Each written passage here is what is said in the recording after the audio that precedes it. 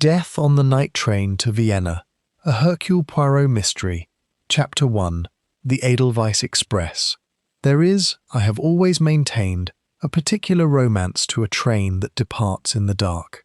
The ordinary boat train to Paris, crowded with commercial men and weeping schoolgirls, has nothing of it, but the Edelweiss Express, gathering itself along the platform at the Gare de l'Est, with its blue and silver carriages gleaming under the lamps like the scales of some great patient fish, possessed romance in abundance. I said as much to Poirot as we settled ourselves into compartment 4 of the first sleeping car, and he regarded me with the particular small smile he reserves for what he calls my romanticisme anglais. "It is not romance, my friend," he said, settling his coat with the meticulous care of a man arranging a still life. "It is merely electricity and good upholstery, but I will allow that the electricity is very well arranged. I had not expected to find myself on the Edelweiss Express at all that January."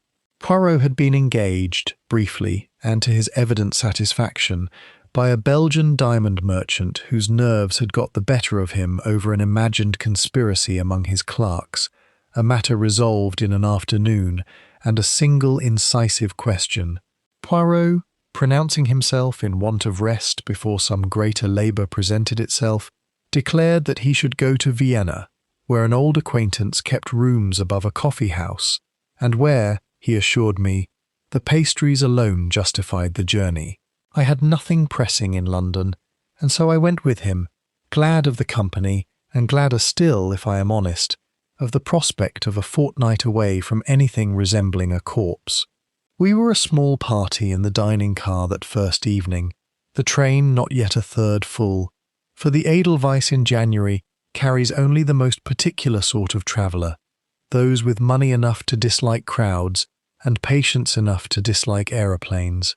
I took stock of my fellow passengers with the idle curiosity of a man who has, through long association with Poirot, lost the capacity to regard any gathering of strangers as merely a gathering of strangers. There was first an Englishman of perhaps 35, fair, well-made, with the kind of handsome melancholy that one associates with men who have suffered a loss and have not yet finished suffering it. He gave his name, when the steward inquired for the manifest, as Mr. Felix Draycott, and ate almost nothing, turning his wine-glass by its stem with a slow, abstracted motion that I noted even before Poirot's small dry cough beside me told me that he too had noted it. There was a lady of middle years, magnificently dressed, who commanded the dining car the moment she entered it. Lady Beatrice Ashworth, as we later learned, travelling with a young companion, a slight dark girl with enormous eyes and the carriage of a dancer, who answered to Mademoiselle Ninette Joubert, and who ate even less than Mr. Draycott, though she watched the room a great deal more. There was an Egyptian gentleman of quiet good manners, Dr. Yusuf Halim, travelling, he told us amiably when Poirot inquired, to a conference of physicians in Vienna upon diseases of the blood. And there was a stout, balding German of perhaps 40, with ink-stained fingers and the harried look of a man perpetually awaiting a reprimand, who turned out to be one Herr Gustav Brandt, secretary and general factotum to a gentleman travelling in the next compartment to our own, an Austrian, or perhaps German dealer in old paintings, by the name of Anton Kessler. It was Kessler himself who completed our party, arriving some minutes after the soup, full of apologies delivered in a rich, confident voice that filled the dining car the way his cologne filled the corridor. He was a big man, handsome in a coarse, well-fed fashion, with small, shrewd eyes that moved over each of us in turn, with what I can only describe as an appraiser's gaze, as though he were pricing us, and finding most of us disappointing. "Forgive me," he said, settling himself with a flourish. "I was attending to a small matter of business. One does not leave valuable things unwatched, even upon so respectable a train as this one." He patted, as he said it, the breast of his coat, beneath which I observed the faint outline of a leather strap, a case, evidently, that he carried upon his person even at dinner, which struck me as either excessive caution or excessive pride. "You are a collector, monsieur?" Poirot inquired, with that air of harmless, almost foolish curiosity that has loosened more tongues than any amount of clever interrogation. "A dealer, monsieur, an appraiser." Kessler smiled, showing good teeth. "I have the honor of returning to the Kunsthistorisches Museum in Vienna a small sketch, lately attributed, after some years of obscurity, to the hand of Bruegel the Elder. A tedious provenance to establish, but a satisfying one." His eyes flicked, for the briefest instant, toward Mr. Draycott, who had not looked up from his glass, and then, with what seemed to me a deliberate slowness, toward Lady Ashworth, who returned his glance with a coldness so polished that I marked it at once as the coldness of long acquaintance rather than first dislike. It was at this moment that the lady who travelled as Madame Carlotta Raine entered the dining car, and I confess that, of all our company, she made upon me the most immediate impression, though I could not at the time have said why. She was perhaps 35, dressed in unrelieved black, a widow's black, with a face of striking pallor and composure beneath dark hair drawn back with a severity that ought to have been unflattering, and was not. She wore gloves, fine black kid gloves, and did not remove them even to take up her soup spoon, which I noticed only because the steward, setting down her plate, glanced at her hands with the faint puzzlement of a man uncertain whether courtesy permits him to comment. "A small affliction of the skin, monsieur," she said to him, with a smile that closed the subject as neatly as a door. "Nothing more interesting than that." She took the seat nearest Mr. Draycott, by chance or by the steward's arrangement, and it was then that I saw the thing I have already mentioned. For Mr. Draycott, upon her sitting, looked up from his wine-glass at last, and stared at her with an expression so naked, so suddenly and entirely arrested, that for a moment I thought he meant to speak to her. He did not. He looked away again, his jaw working, and resumed his contemplation of the tablecloth. And Madame Raine, if she observed this scrutiny at all, gave no sign of it, but began at once a light conversation with Dr. Halim about the discomforts of winter travel. I murmured something of this to Poirot under cover of the fish course. He had, of course, seen it already. "A handsome woman," he said softly, "and Mr. Draycott is a man recently bereaved, or recently disappointed," observed the black band upon his sleeve, which is not, I think, for a parent, since he wears it still with the unhealed look of a grief some months old, not years. It is natural that such a man's eye should be caught. We need not yet make a mystery of a glance, Hastings. You don't think it strange? "I think," said Poirot, dabbing his moustache with great precision, "that everything is strange until we know its explanation, and nothing is strange afterward. At present we know nothing. Let us eat our dinner." But I noticed, as the meal wore on, that Anton Kessler's small shrewd eyes returned again and again to Mr. Draycott's bowed fair head, with an expression that was not quite a smile, and that once, when Madame Raine rose for a moment to fetch a shawl from her compartment, his eyes followed her also, and lingered on her gloved hands with a frown of what looked very much like calculation. It was a small thing, a half-second's inattention in a crowded dining car, and I should not have remarked it at all but that I had, by then, spent some years in the company of a man who taught me that murder, when it comes, very rarely announces itself with thunder. It comes, more often, in the particular way a man looks at a woman's gloves. Chapter 2. A Gentleman's Quiet Threat. The Edelweiss Express, having cleared the flat country beyond Strasbourg, began that evening to climb, and the dining car's easy chatter gave way by degrees to the small private silences of travellers settling towards sleep. I had gone forward to the smoking compartment for a cigarette before turning in, expecting to find it empty at so unsociable an hour, and found instead Herr Gustav Brandt, hunched over a small notebook with the absorbed, anxious look of a man doing sums that frighten him. He started when I entered, closing the notebook with a quickness that seemed to me, even then, somewhat excessive for so innocent an occupation, and greeted me with the over-careful courtesy of a man unused to easy conversation with his employer's social equals. "You are Mr. Kessler's secretary, I understand," I said, taking the chair opposite. "6 years, Captain Hastings." He said it without pride. "He requires a great deal of correspondence, provenance papers, certificates, letters to museums, letters to private clients. It is exacting work." He glanced as he spoke toward the corridor, where Kessler's voice could be heard, low and confident, evidently in conversation with someone just outside his own compartment door. "He seems a man of considerable reputation," I offered. Brandt's mouth did something complicated. Not quite a smile, not quite a wince. "He is the foremost authority in Vienna upon the Northern Masters. There is no provenance too obscure for him to establish, no attribution too doubtful for him to confirm." There was, in the way he said confirm, the faintest emphasis, gone almost before I caught it. "If you will excuse me, Captain, I have letters to finish before Innsbruck."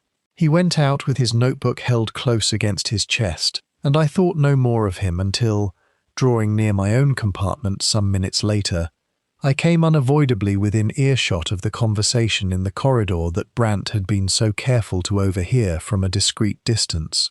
It was Kessler and Mr. Draycott, standing close together in the narrow space between compartments 6 and 7, their voices pitched low, but not so low that the words did not carry in the particular hollow stillness of a sleeping car corridor at 11 o'clock at night. "Understand me perfectly well, Mr. Draycott," Kessler was saying, in the rich, confiding tone I had heard at dinner, now stripped of all its warmth.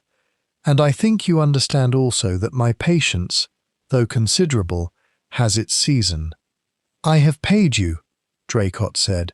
His voice shook, not, I thought, with fear alone, but with a kind of exhausted fury, the fury of a man who has argued the same point too many times to believe any longer in argument. "I have paid you for 8 years, Kessler. There is a limit to what any man—" "There is no limit," Kessler said, almost gently, "to what a man will pay to keep a secret he could not survive losing. You know this, I know this. We need not pretend otherwise between ourselves like strangers."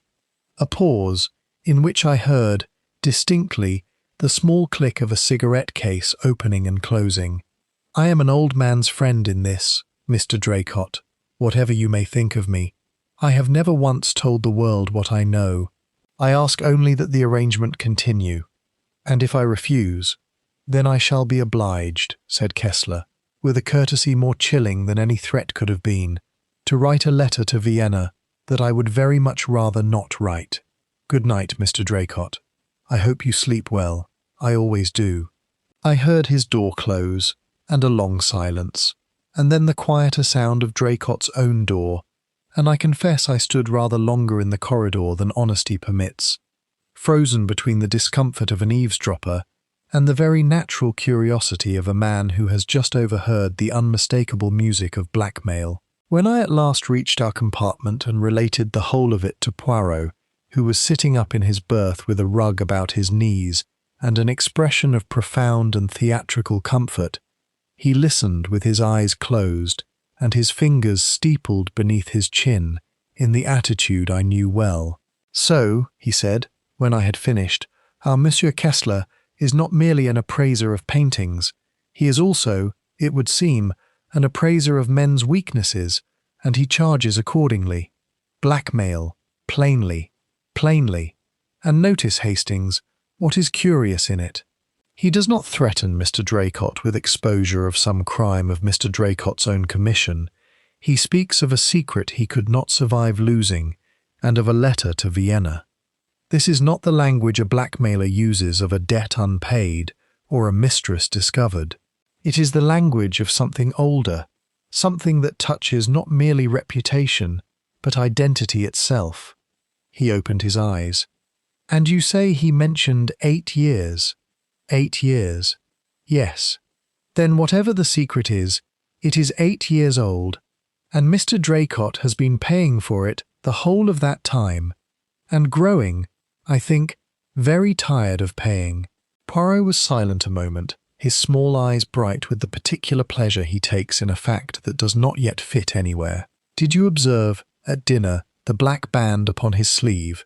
You said yourself it was an old grief. I said it was a grief of some months, not years.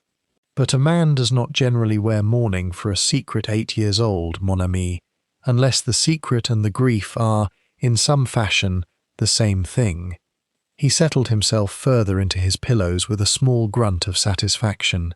We will not trouble ourselves further tonight. Monsieur Kessler's sins are his own affair, and Mr. Draycott's secrets are his, and it is no business of an elderly Belgian gentleman travelling for his health to inquire into either. Unless, he added, with the ghost of a smile, they should chance to become my business by some other door. Bonne nuit, Hastings.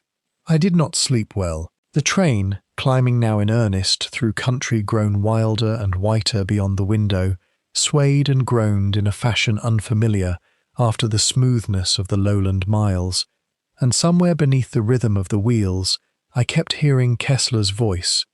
I have never once told the world what I know, and wondering, with the unease of a man who senses a shape in the dark without yet being able to name it, what manner of secret could keep a grown man paying tribute for 8 long years, and whether the heavy leather case that Kessler carried even to his dinner had anything to do with it. Chapter 3. The Stop in the Snow. I woke, or half-woke, somewhere past 1 in the morning, to a silence so sudden and so complete that it had the force of a sound. The train, which had laboured steadily upward through the evening with the patient effort of some great breathing creature, had stopped. I lay for some minutes in the dark, listening. There was no station bustle, no platform voices, none of the ordinary noises of arrival, only an enormous stillness, broken at long intervals by a distant metallic clanking that I took, rightly as it transpired, for the sounds of the engine crew at work upon something gone wrong. I heard, too, very faintly, the opening of a door somewhere down the corridor, and a soft tread, and the doors closing again, and once, unmistakably, the light quick click of a woman's heel upon the corridor floor, gone almost as soon as I had registered it. Poirot, in the berth above me, was perfectly silent, and I assumed him asleep until his voice came, quite clear and quite awake, out of the darkness. We have stopped, Hastings. I had noticed. It is now, and I heard the small click of his watch case opening, 2 minutes before 1. I find that interesting, though I could not at present tell you why. There was a pause, filled with the distant clanking. Snow, I should think. We are very high now, and the engine does not care for snow upon the rails any more than I care for it upon my boots. We learned the particulars only the following morning, though I will set them down here as they were afterward established, for they bear upon everything that follows. The Edelweiss Express, climbing the long grade above Innsbruck, through a fall of snow heavier than the season usually brought, had run into a drift sufficient to foul the points ahead, and the engine driver, finding the line obstructed, had brought the train to a halt at 1 minute to 1 in the morning, a time fixed with perfect certainty by the engineer's log, which such trains are required by regulation to keep, and which was to prove, before very long, a peg of the most unyielding kind, upon which Poirot would hang the whole structure of his reasoning. The train remained stopped through the small hours while the crew, with shovels and the patient swearing of men long accustomed to alpine weather, cleared the obstruction. We should, in the ordinary course, have been moving again by 4 or 5, and arriving at Innsbruck only some hours behind schedule, to await the clearing of the line ahead before proceeding toward Vienna. It was not the snow, in the end, that delayed us so very much longer. It was the thing that was discovered in compartment 7 a little after 7 o'clock, when the steward, going his rounds with the early coffee, knocked upon Anton Kessler's door and received no answer. I knew nothing of this when I woke a little after 7 myself, conscious only of the train's unfamiliar stillness and a grey, snow-bright light at the window that told me we had not yet resumed our journey. Poirot was already dressed. He is invariably and almost supernaturally tidy at any hour, and standing at the window in his dressing gown, regarding the white slope beyond the glass with the air of a man who finds something faintly distasteful in landscape generally. "Snow," he said with disgust, "is romantic, Hastings, only to those who do not have to walk in it. I had hoped we should be in Innsbruck by now, and able to take a proper breakfast in a proper hotel." It was at this moment that we heard, through the thin partition and along the corridor beyond, the first sounds of disturbance. A woman's voice raised, not in alarm precisely, but in the sharp, carrying tone of someone demanding that something be done at once. A man's voice answering, lower, urgent, the quick, heavy tread of the conductor, Henri Lacombe, passing our door at something near a run. Poirot's head came up at the sound, the way a hound's comes up at a distant horn. "That," he said, "is not the snow." We were in the corridor within the minute, and found it already filling with passengers in various states of undress. Lady Ashworth, magnificent, even in a dressing gown of crimson silk, demanding of the conductor, in ringing tones, what in the name of heaven had happened. Mademoiselle Joubert, pale and silent at her elbow. Dr. Halim, fully dressed and entirely composed, moving against the small crowd toward compartment 7 with the brisk authority of a man whose profession has accustomed him to being summoned in emergencies. Herr Brandt stood a little apart, his face the colour of old paper, saying nothing at all. Mr. Draycott was not in the corridor, nor, I noted even then, in the small confusion of the moment, was Madame Rain. The conductor, white about the mouth, had got Kessler's door open and stood blocking it with his own body in the manner of a man who very much wishes someone else would take the decision out of his hands. And it was Poirot, arriving at his elbow with a quietness that somehow commanded room where louder men would not have got it, who looked past him into the compartment and was still for a long moment before he spoke. "Madame, Monsieur," he said, turning to the corridor at large, in a voice that, without ever rising, contrived to silence it entirely, "I must ask that no one enter this compartment, and that no one touch anything within it. There has been," and here he paused, with that precise, almost delicate care he brings to the naming of terrible things, "a very great misfortune." Over his shoulder, in the cold white light from the window, I saw Anton Kessler lying half across his bed, in the rumpled evening clothes he had not changed out of, with a small, ornate steel paper knife, driven, with a single economical thrust, into his chest, and an expression upon his coarse, handsome, dead face that I can only describe as profound and lasting surprise. Chapter 4. The Body in Compartment 7. It is a curious fact, which I have observed many times in the course of my association with Poirot, that the discovery of a murdered man produces in those around him not horror, primarily, but a kind of paralyzed practicality, as though the mind, refusing for the moment to look directly at the thing that has happened, busies itself instead with the question of what must be done about it. So it was in the corridor of the Edelweiss Express that morning. Lady Ashworth, who not 3 minutes before had been demanding explanations in a voice that might have carried to Innsbruck, fell entirely silent. Mademoiselle Joubert pressed both hands to her mouth and said nothing, and it was Dr. Halim, moving past the conductor with the calm of long professional habit, who asked the only useful question, "May I examine him? I am a physician." Poirot considered this for the briefest moment, his eyes moving once over Dr. Halim's face as though weighing something, and then stood aside. "If you please, doctor, I should be glad of your opinion, and Captain Hastings and I will observe, if you do not object."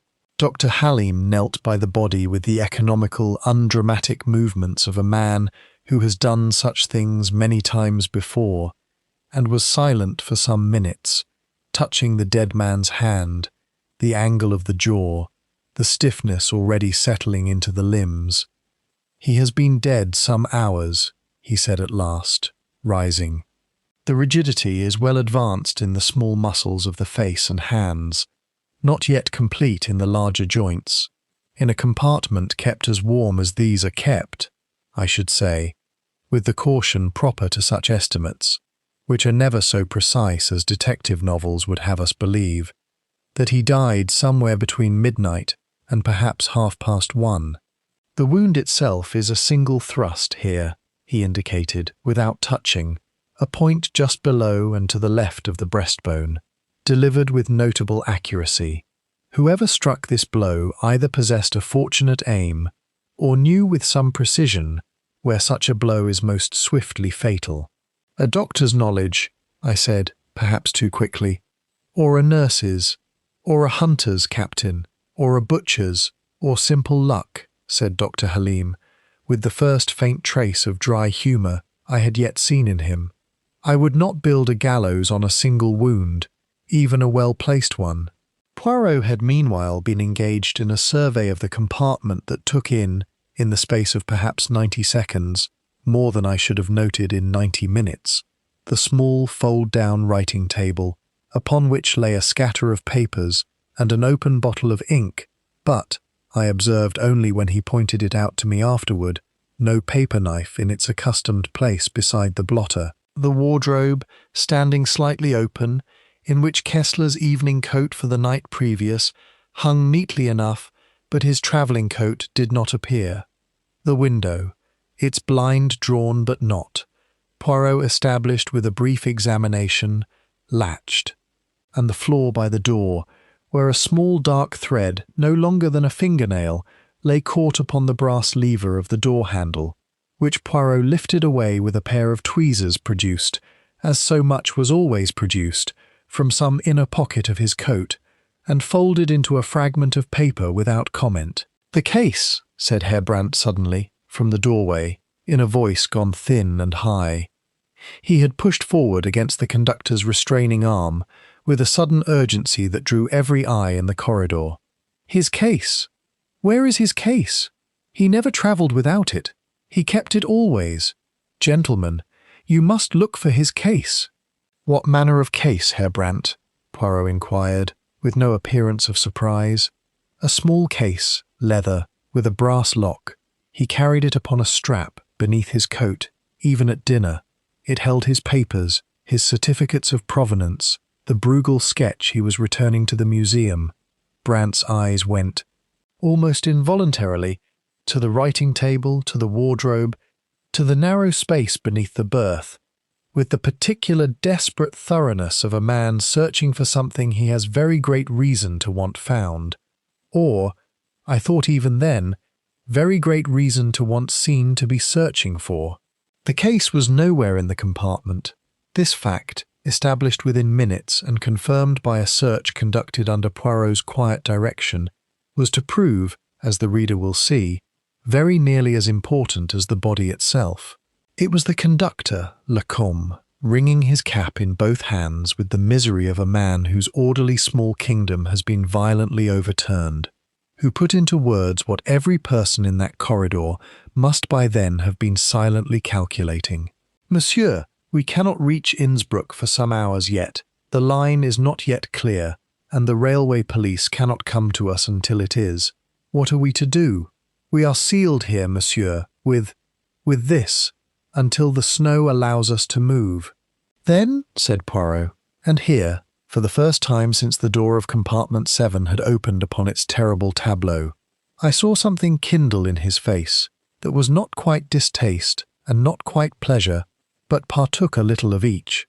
"It is fortunate, is it not, that you have aboard your train a person of some small experience in these matters. I am Hercule Poirot. I do not think, Monsieur le Conducteur, that we need wait for the Innsbruck police to begin our inquiries, though we shall of course place everything in their hands the moment the line permits them to join us. Until then, with the agreement of the railway company, which I think you may take as given, I will ask that this compartment be locked and the key given into my keeping, that no one leave the train, which in this snow none could safely do in any case, and that each passenger hold themselves ready to speak with me, one by one, in the dining car within the hour. There was a small silence, of the kind that follows when a roomful of frightened people recognizes, with mingled relief and dismay, that someone has at last taken charge of their fright. Lady Ashworth recovered herself first. "And who," she said, with a return of her earlier hauteur that did not entirely mask something more uncertain beneath it, "is to say that we must submit to being questioned by a private person, however celebrated, before the proper authorities arrive?" "No one, madame," Poirot said, with a small bow that managed to be both perfectly courteous and perfectly immovable. "You are entirely at liberty to decline. I would only observe that a train full of innocent people, stranded together in the snow with a murderer somewhere among them, are generally rather more comfortable once the murderer has been found, than while he, or she, remains unknown and at liberty to act again. But the choice, naturally, is yours." He looked, as he said it, not at Lady Ashworth but down the length of the corridor, to where Mr. Felix Draycott had at last appeared, drawn from his compartment by the commotion, his face white and his eyes fixed upon the open door of compartment 7, with an expression I found difficult, in that first moment, to read at all, whether it was horror or relief or some confusion of both. Beyond him, a little further down, Madame Rain stood very still in the corridor's shadow, her black-gloved hands folded before her, her face composed into an expression of perfect, unreadable calm. And it was this calm, more than anything I had yet seen that strange, snowbound morning, that lodged itself in my memory and would not be dislodged. Chapter 5. Poirot takes the compartment. The dining car, by 8:30, had been transformed by Poirot's quiet direction into something between a tribunal and a drawing-room. The long tables cleared, the steward posted at the far door with instructions that none should enter who had not been sent for, and Poirot himself established at the small table nearest the window with Hastings beside him and a sheaf of the steward's manifest papers before him, upon which he had already begun, in his small neat hand, the first of what would become a great many notes. "Before we speak with anyone," he said to me, in the quarter hour we had to ourselves, "let us be very clear, Hastings, about what we know, and equally clear about what we only believe. We know that Anton Kessler is dead, killed by a single thrust of his own paper knife, which knife is missing from his table though present, by Lady Ashworth's account at dinner, for she mentioned, you will recall, that she had occasion to see it when he showed her some document, as late as 10 o'clock. We know that the train halted for snow at 1 minute before 1, a fact fixed beyond dispute by the engineer's log. We know that his travelling case, small, leather, of evident importance to him, is missing from the compartment, though his evening coat, his papers upon the table, and his money in his pocket-book remain untouched. This is not, I think, the work of an ordinary thief. Why not? Because an ordinary thief, Hastings, having killed a man, which is no small thing to do, whatever the cinema would have us believe, takes what is easiest to take and flees as quickly as he is able. He does not leave a fat pocket-book of francs and Austrian shillings upon the nightstand while making off with a case whose contents he cannot have known to be more valuable than ready money already in his hand. No, whoever took that case wanted that case, and nothing else, which tells us that its contents mattered more than any sum of money it might have fetched. The Bruegel sketch, perhaps. Poirot's eyes were bright. Or perhaps something Herr Brandt did not think to mention to us, in his very great anxiety that we should know the case was missing. You observed, I think, how very promptly he drew our attention to it. I had observed it and said so. A man may draw attention to a missing thing, Poirot said, for one of two reasons. He may do it because he is innocent and genuinely alarmed at its loss, or he may do it because he wishes very much that we should believe him innocent and alarmed, the case having already passed, by some means, beyond our power to recover it, and its absence being a fact he cannot conceal, and therefore prefers to advertise, in the hope that an eager confession of this small thing will purchase him our trust, Regarding some larger thing he does not confess at all. He spread his small hands. I do not say which it is. I say only that we must remember it is a question, and not yet an answer. Dr. Halim was the first we asked to join us, and confirmed, with the same careful, undramatic precision he had shown over the body, the window of death he had already suggested, narrowing it now, upon reflection and a second brief examination, to a period between midnight and 1:30, with the stiffening of the body and the temperature of the compartment, kept warm by the train's steam heating even through the long halt, taken properly into account. "You will forgive me for asking, Doctor," Poirot said, with the air of a man broaching a delicate subject as delicately as he is able, "whether you yourself have any medical or surgical training in matters of, shall we say, precise anatomical knowledge. The blow that killed Monsieur Kessler was struck with notable accuracy." Dr. Halim received this without apparent offence. "I am a physician, Monsieur Poirot, not a surgeon, but I have certainly the anatomical knowledge you describe, as does any qualified doctor, and a good many nurses, orderlies, and indeed butchers besides, as I said to your friend the captain not an hour ago. If you are asking whether I killed Anton Kessler, I did not.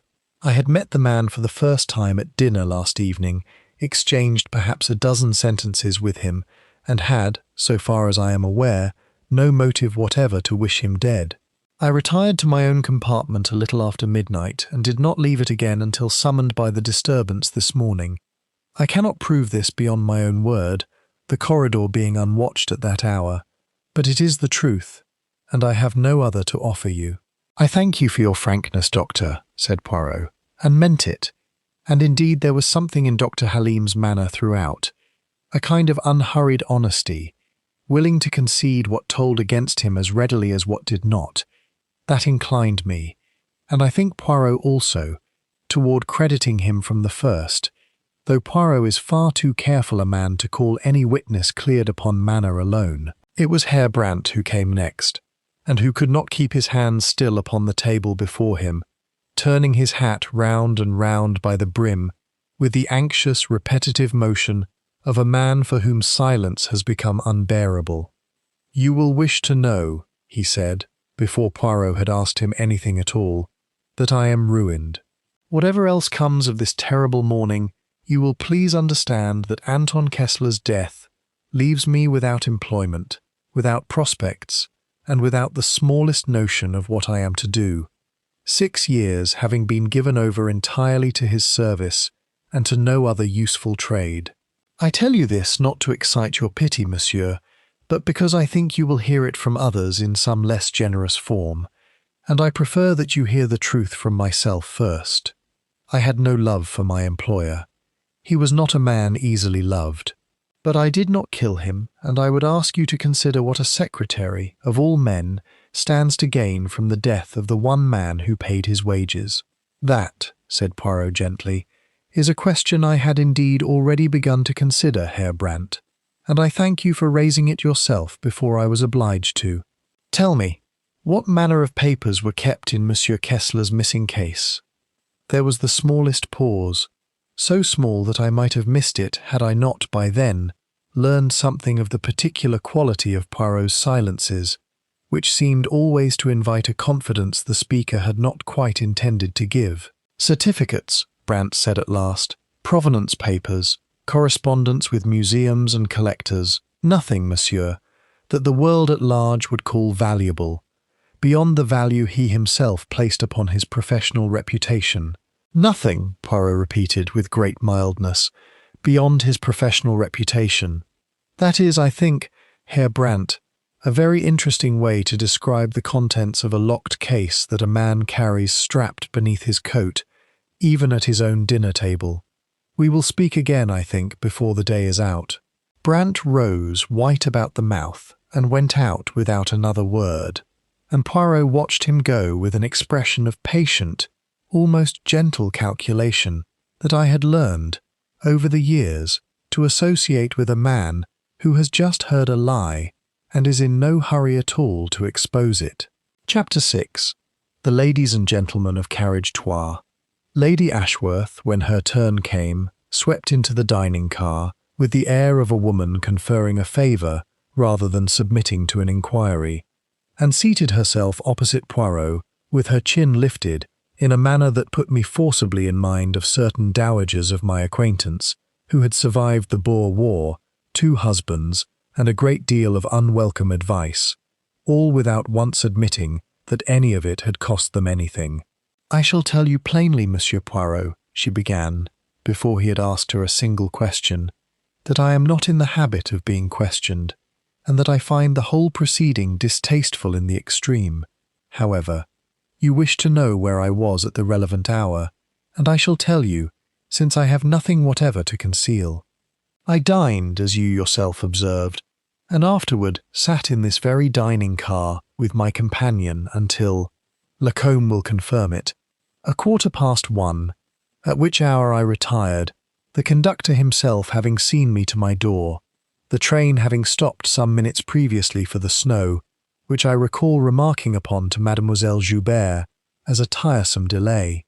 "You are most precise, madame," Poirot said, and I thought there was the smallest edge of irony beneath the courtesy, though Lady Ashworth did not appear to hear it. "I am precise because I anticipated, the moment that wretched man's death became known, that someone would wish to make difficulties for me, Monsieur Poirot, on account of a piece of ancient and entirely unrelated business between myself and Anton Kessler, and I prefer to have the facts established before the gossip begins rather than after." "You knew Monsieur Kessler previously, then?" "Everyone in a certain world knew Anton Kessler, monsieur.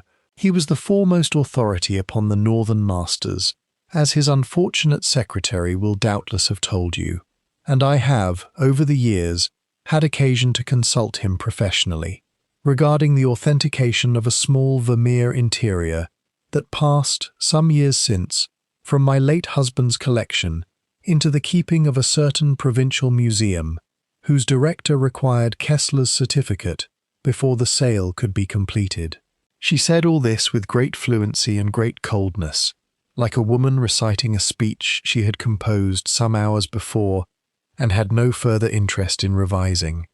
"If you intend to ask whether that certificate has lately become a source of unpleasantness to me, the answer is yes, and I shall save you the trouble of extracting it by degrees. Anton Kessler informed me, not 6 weeks ago, that certain irregularities had come to his attention concerning that very certificate. Irregularities, you understand, of his own original making, not mine, and that the museum's director, a meddling and excitable man, had begun making inquiries that Kessler proposed to forestall, at a price, for my benefit and his own equally. I had paid him once. I had no intention of paying him a second time, and I told him so at dinner the first evening of this journey, in terms he cannot have found encouraging. That is the whole of my acquaintance with the man, Monsieur Poirot, and the whole of my motive, such as it is, and I would point out to you that a woman who intends to refuse a blackmailer's demands has very little reason to murder him for making them, since his death does nothing whatever to undo a fraud already 8 years old, and resolves nothing that my refusal would not equally have resolved.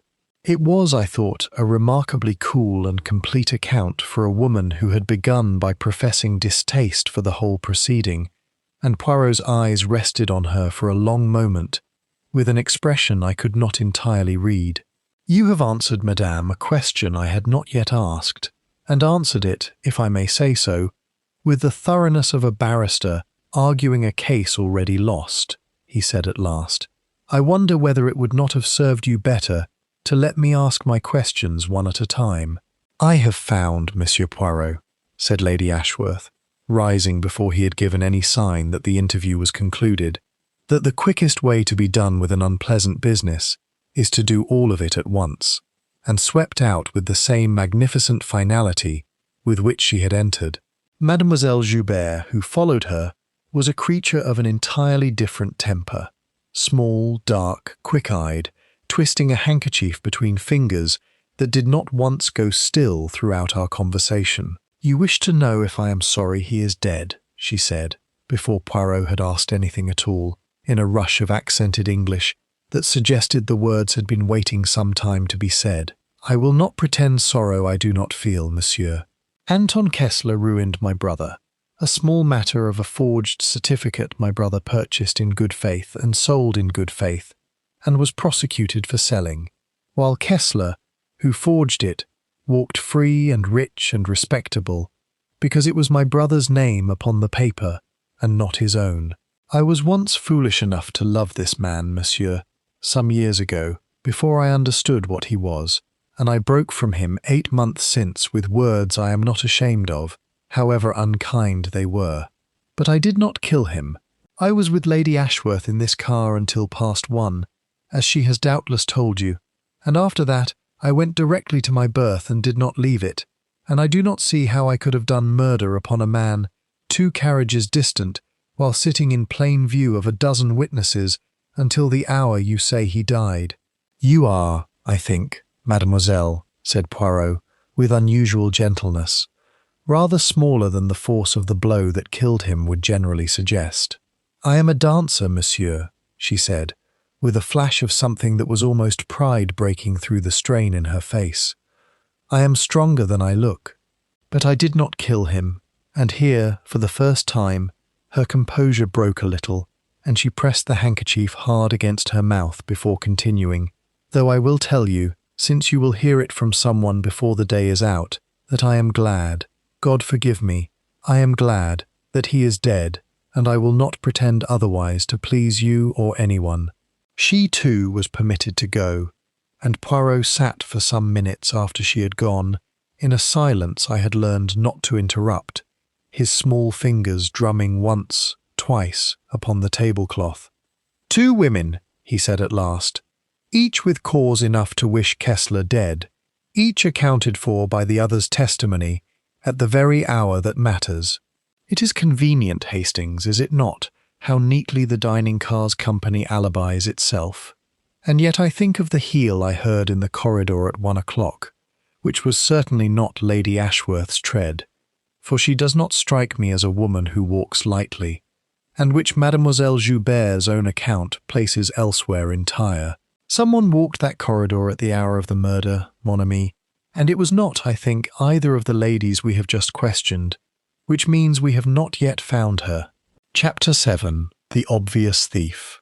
It was the porter, a stooped, elderly man named Pitchler, who had served the sleeping cars for 11 years, and had the air of one to whom nothing on a train could any longer cause surprise, who supplied the fact that turned, for some hours afterward, the whole weight of suspicion in a single unhappy direction. He came to Poirot of his own accord, twisting his cap in exactly the anxious manner Brant had shown, and confessed, with the misery of a man betraying a fellow servant, that he had seen something in the night that he had not, until that moment, thought it his place to mention. "It was perhaps 20 minutes past 1, monsieur.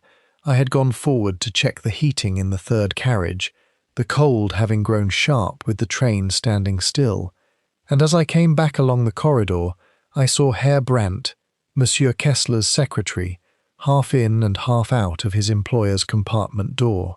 He had something in his hands, papers, I thought, a quantity of papers, and when he saw me he started so violently that he near dropped them, and said something about fetching documents his employer required, and went into his own compartment very quickly, monsieur, and shut the door. I thought nothing of it at the time. A secretary fetching his employer's papers in the night is no great matter, but now, with what has happened—" He spread his hands, unable to finish the thought, though its conclusion hung plainly enough in the dining car's cold morning air.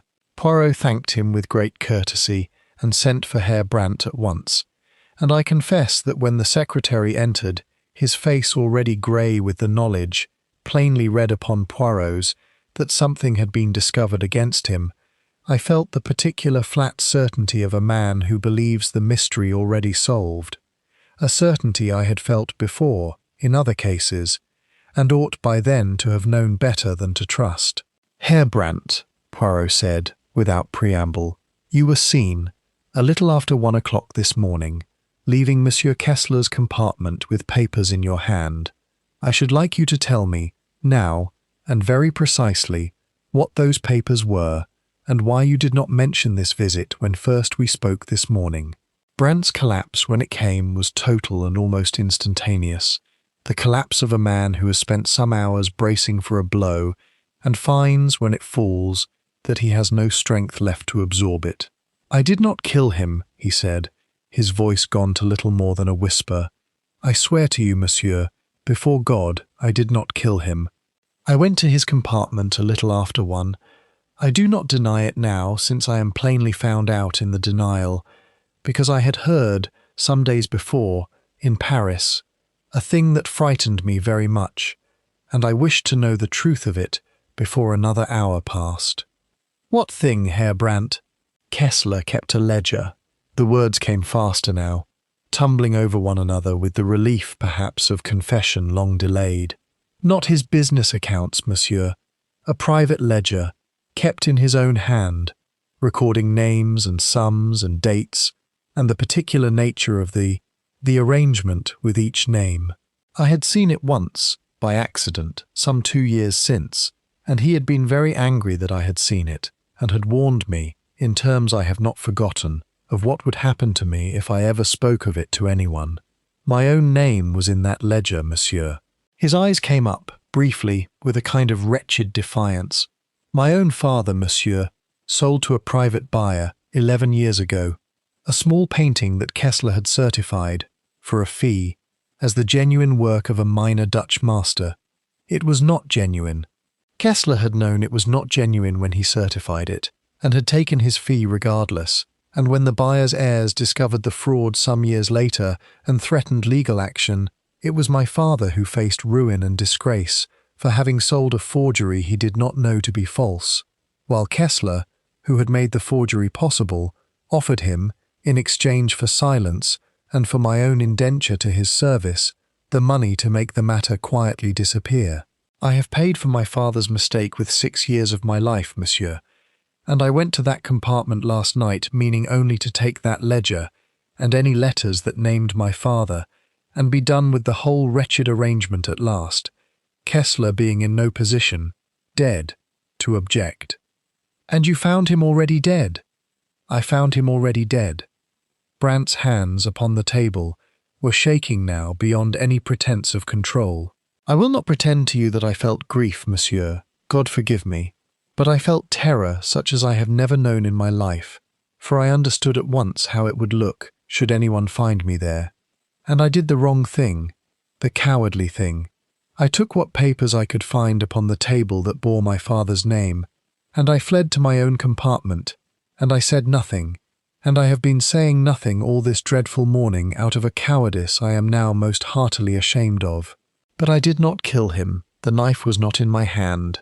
He was already dead when I opened that door, lying as you yourself found him this morning, and I touched nothing upon that table but the papers that were my own father's ruin, and I give you my oath upon that, monsieur, whatever else you may think of me." Poirot regarded him for a long moment with an expression of unhurried, almost clinical attention. "Did you, in the moment of your fright, observe whether the case, the leather case Monsieur Kessler customarily wore beneath his coat, was present in the compartment?" Brandt blinked, as though the question had not occurred to him until that moment. "No, monsieur. I did not think of the case at all. I saw only the papers upon the table, and Kessler, and I am ashamed to say I scarcely looked elsewhere before my courage failed me and I fled." "That is a very interesting omission, Herr Brandt," Poirot said softly, "for it means that when you entered that compartment, some time after 1:20, the case was already gone, or so entirely outside your notice that you cannot tell us whether it was there or not, which amounts, for our purposes, to very nearly the same uncertainty. Go now, and do not leave your compartment again without informing the conductor. I have not yet decided what is to be done with you, but I will tell you plainly that a man who steals from a corpse, however sympathetic his reasons, has made my task considerably harder than it needed to be, and I am not, at this moment, disposed to feel very charitable toward him." When Brandt had gone, shuffling out with the particular boneless gait of a man emptied entirely of resistance, I turned to Poirot with what I confess was some triumph.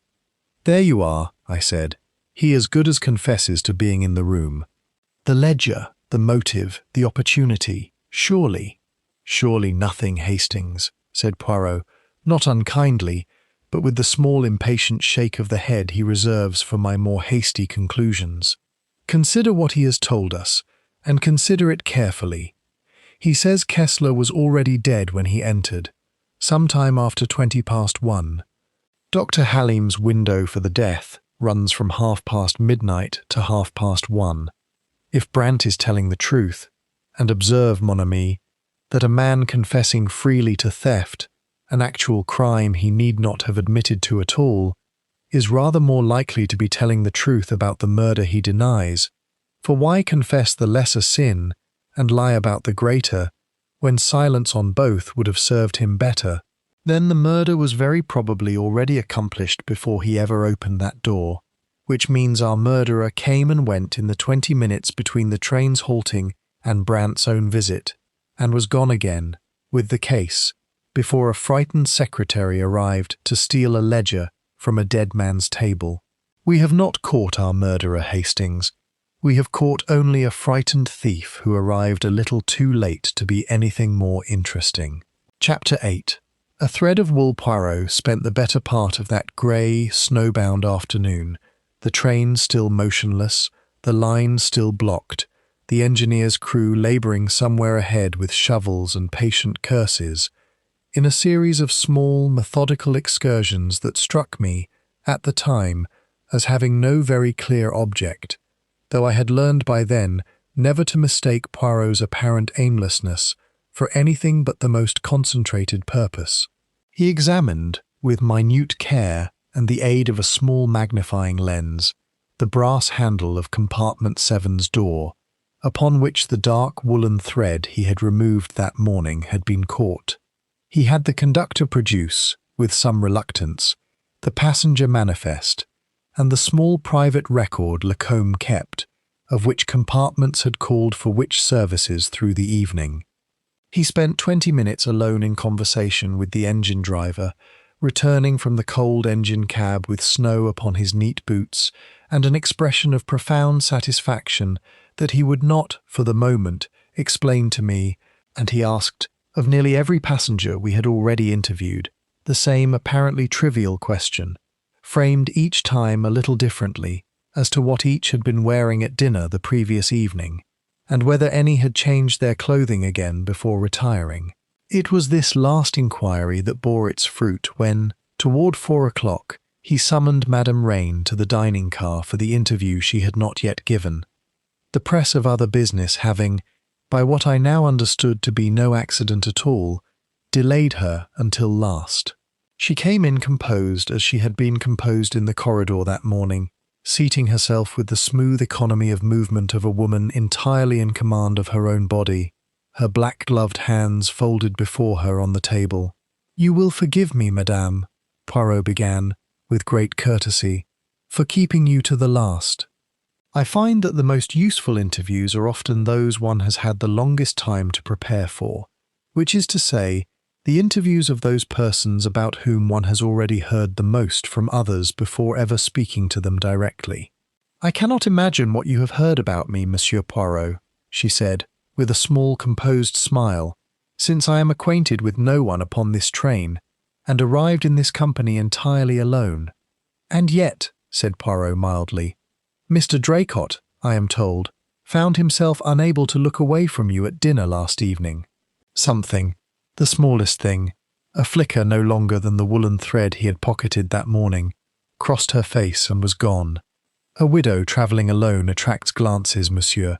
I have grown accustomed to it, and I do not generally trouble myself to wonder at their cause. Of course. Tell me, madame, of your evening. You dined with the company, I believe, and retired.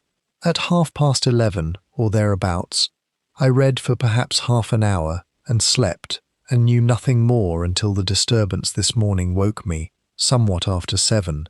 You did not leave your compartment in the night. I did not. Not even when the train halted. Many passengers, I am told, were sufficiently disturbed by the stopping to rise and look from their windows, or to step into the corridor to inquire of the conductor what had occurred.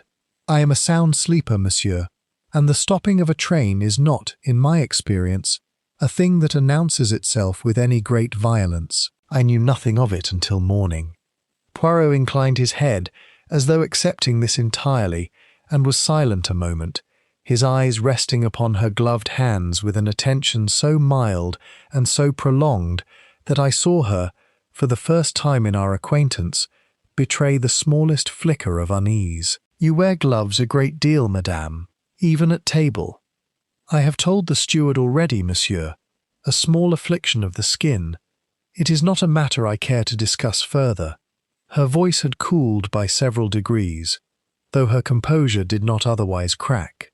Naturally, Poirot said, with every appearance of dropping the subject at once, in the manner I had learned to recognize as his very particular way of not dropping a subject at all.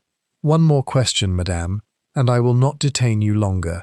You retired at 11:30, you say, having dined in the clothes you wore to dinner. Did you, before sleeping, change into anything else? A dressing gown, perhaps? Or, the night being cold and the heating in these carriages somewhat uneven, a heavier coat?" It was the smallest of pauses, so small that, had I not watched Lady Ashworth and Mademoiselle Joubert and Herr Brandt each answer a dozen questions that afternoon, without once hesitating over any of them, I might not have marked it at all. "I believe I put on a dressing gown, as one does," she said. "I do not recall the particulars. It is not, monsieur, a detail one generally troubles to remember." "No," Poirot agreed gently, "it is not. I thank you, madame. You have been most patient."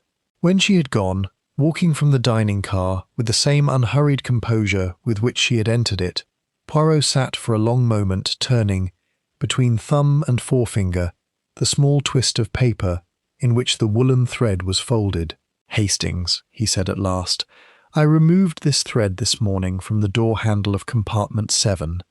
It is dark wool, of a heavy weave, the weave, I think, of a travelling coat, not of an evening dress, and certainly not of the silk one generally finds in a lady's dressing gown.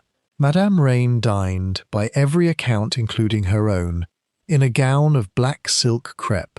Lady Ashworth, who notices such things as other women notice weather, described it to me in some detail this very afternoon, quite without my asking. If this thread is hers, and I have not yet proved that it is, you understand, only that I suspect it, then she did not catch it upon that door handle at dinner, nor in a dressing gown taken up for a comfortable hour's reading before sleep.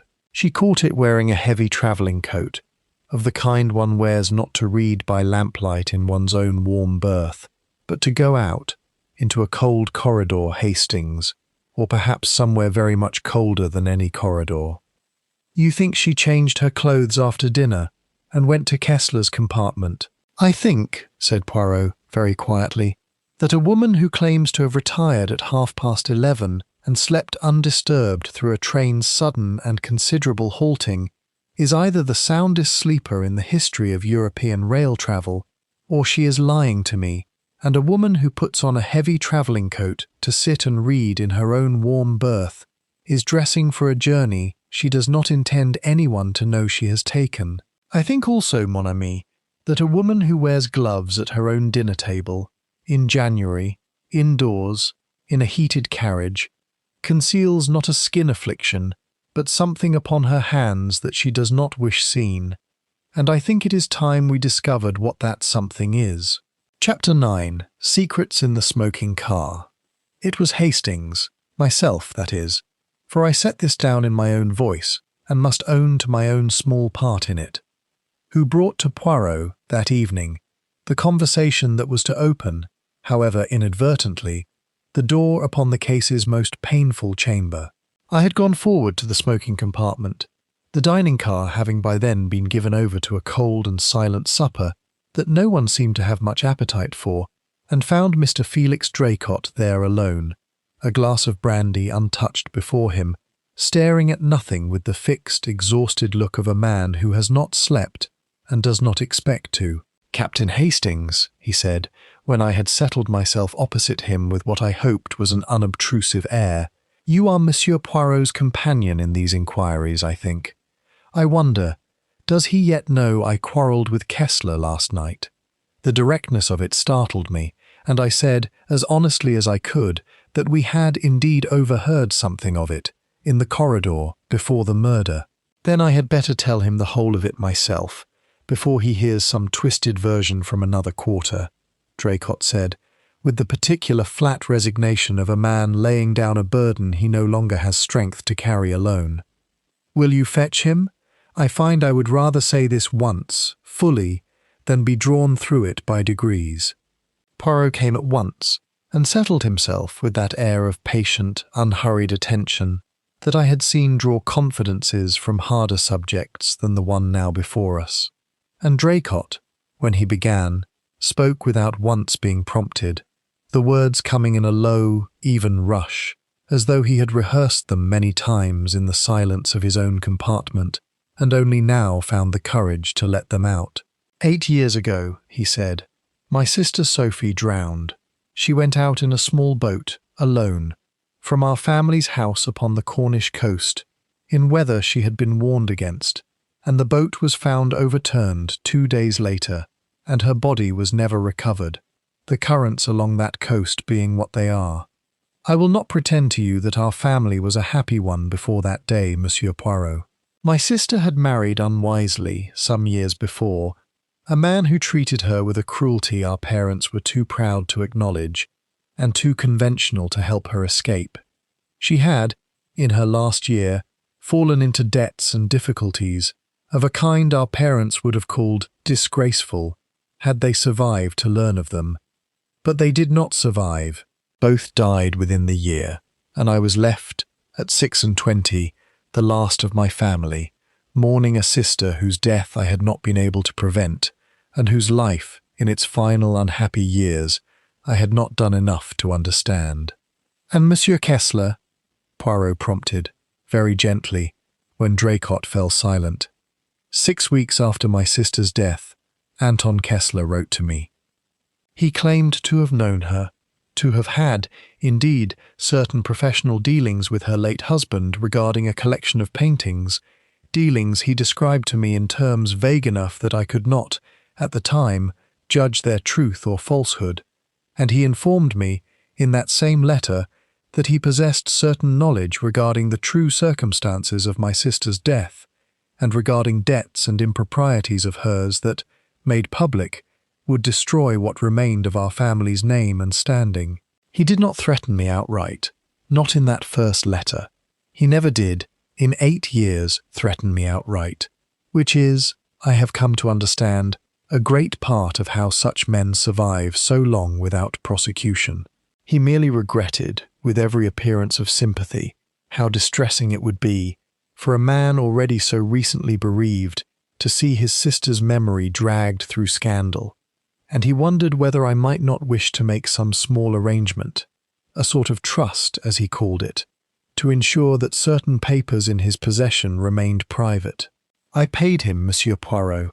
I have paid him every year for 8 years, a sum that has grown twice over in that time, and I tell you honestly that I do not, even now, know with certainty what those papers contain, or whether the most damaging of his claims about my sister's final unhappy months were even true.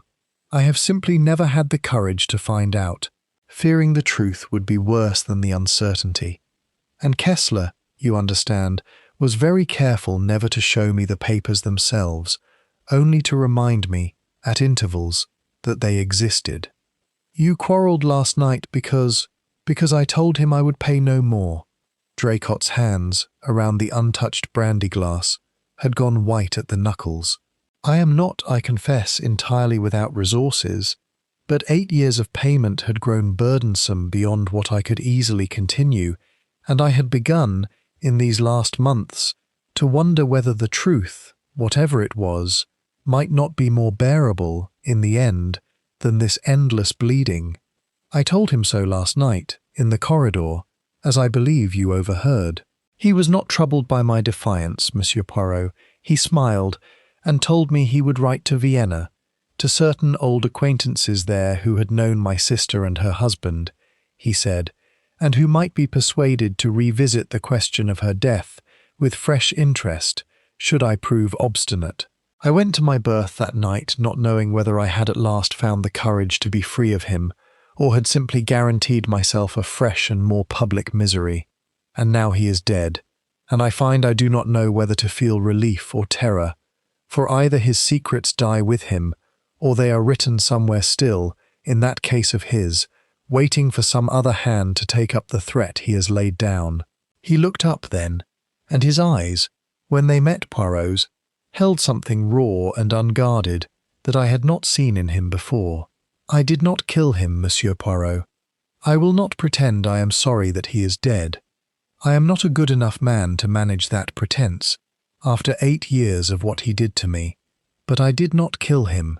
I returned to my own compartment after our quarrel in the corridor, a little before 11, and I did not leave it again until the disturbance this morning woke the whole carriage. I have no witness to that fact beyond my own word, and I am aware that my own word, from a man with every reason in the world to wish Kessler dead, is worth very little to you. But it is the truth, and it is the only thing I have left to offer you. Poirot was quiet for a long moment, his small eyes resting on Draycott's stricken face with an expression of unusual gravity. Monsieur Draycott, he said at last, I will ask you one further question, and I ask you to consider it with great care before you answer, for I do not ask it idly. Have you, since coming aboard this train, seen any face among your fellow passengers that struck you, even for an instant, as familiar, as resembling, however faintly, however impossibly, some face from before your sister's death? Draycott's brow furrowed, and for a moment I thought he would simply deny it, but then something shifted in his expression, a kind of bewildered, half-formed unease surfacing through the exhaustion. There is. I had not thought of it as anything, Monsieur Poirot. It seemed so foolish a fancy. The lady who travels alone, Madame Rain. There is something in the way she carries her head, perhaps, or the line of her jaw when she is listening rather than speaking, that put me in mind, once or twice at dinner, of someone I cannot quite place.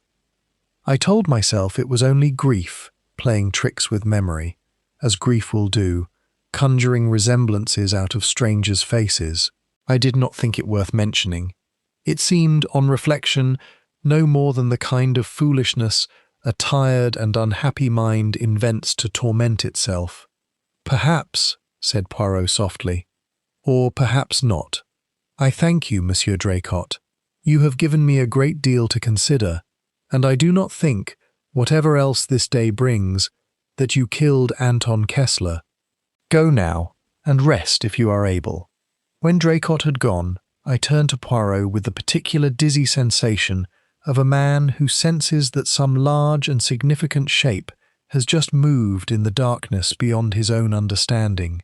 You think, I began. I think, Hastings, said Poirot, rising and smoothing his waistcoat with great deliberation, that it is time we examined, with very great care, the question of where Anton Kessler's case has gone, and why a woman who claims never to have left her berth wears, at her own dinner table, gloves she will not remove. Chapter 10. The Search in the Gorge. It was Poirot's instruction to the conductor, given quietly and without explanation that evening, that set in motion the discovery which was, in the end, to settle beyond all argument the question of where the murderer had stood at the moment of the crime, though it was not until the line was at last cleared, somewhat after 8 the following morning, and a party of trackmen could be spared from the work of freeing the engine, that the search Poirot had requested could actually be carried out. You wish them to search where, monsieur? Lacombe had asked, his weary face creased with the particular bewilderment of a man who has long since stopped expecting Poirot's requests to make immediate sense, though he had also by then learned to make them regardless. The snow along the track is 6 feet deep in places. It will take hours. Along the stretch of track where the train stood halted between 1-1 and a little past 4 this morning," Poirot said. "Specifically, monsieur, the slope to the right-hand side of the train as one faces toward Innsbruck. The gorge side, I believe you called it, when I asked you this afternoon about the lie of the land at that point in the climb. I am looking for a small leather case with a brass lock. I do not think it will have travelled far from where it left the train, the slope there being steep and the snow deep enough to arrest its fall quickly. The search, undertaken with lanterns in the grey early light, and no very great hope on the part of the men conducting it, succeeded within the hour, the case being found some 40 feet down the embankment, half buried in snow but otherwise undamaged, its brass lock sprung open, whether by the fall or by design, Poirot would not say until he had examined it himself, and its contents, when at last he laid them out upon the dining-car table before Hastings, the conductor, and, summoned with some ceremony, the local police inspector who had at last managed to reach the train from Innsbruck, proved to be every bit as damning as Brandt's confession had promised. There was the Bruegel sketch, wrapped with professional care in tissue and a stiff cardboard mount, genuine enough, so far as any of us could judge, and entirely incidental as it transpired to everything else the case contained. There was a quantity of correspondence, much of it in Kessler's own confident hand, copies retained, evidently, of letters sent to a dozen different persons across as many years, each couched in the same courteous, regretful, unmistakable language of blackmail that Draycott had described to us the night before. And there was the ledger itself, a slim, leather-bound book, its pages ruled in columns, each entry a name, a date, a sum, and a brief coded notation of the particular leverage applied, a forged certificate here, a falsified provenance there, a matter of family history beside one name, a matter of a Cornish drowning, 1929, beside another that made Poirot's mouth tighten very slightly as he read it, though he said nothing aloud. It was the photograph, tucked loose between the ledger's final pages, that drew every eye in the dining car the moment Poirot lifted it free. A small studio portrait, faded at the edges, of a young woman in the fashions of perhaps a decade before, her dark hair dressed in the manner of the late 20s, her face turned 3/4 to the camera, in an attitude of careless confidence that none of us, looking at it, could mistake for the composed, veiled, gloved woman who had dined with us not 2 evenings before, and yet which every one of us, looking at it, recognized at once and entirely. "Mon Dieu," Poirot said softly, and for once there was no satisfaction in his voice at all, only a kind of grave, settling sorrow, as though a thing he had suspected and half hoped to be wrong about had just been proven, beyond any further argument, correct. Across the photograph's lower corner, in faded ink, ran a single line of identification in Kessler's own careful hand: Sophie Draycott, before her marriage. Vienna, 1926. "Inspector," Poirot said, turning to the Austrian officer who had arrived only that morning and had, until this moment, been content to let the celebrated Monsieur Poirot conduct matters as he saw fit. "I think we are very nearly ready to conclude this affair. I will ask you to have everyone assembled in this car within the hour, every passenger, the conductor, the secretary, all of them. And I will ask you, before we begin, to have someone discreetly verify for me one further fact, which I believe will require only a single telegraph inquiry, once the line is restored as far as the next station, whether a Mrs. Sophie Draycott of Cornwall, presumed drowned in the year 1929, was ever in fact recovered from the sea, or whether her death, in the formal sense the law requires, was ever actually proven at all." The inspector, a stolid, capable man named Redder, who had the good sense to recognize when he was in the presence of a superior intelligence, and the greater good sense not to resent it, nodded slowly. "You believe she is alive, Monsieur Poirot? You believe she is aboard this train?"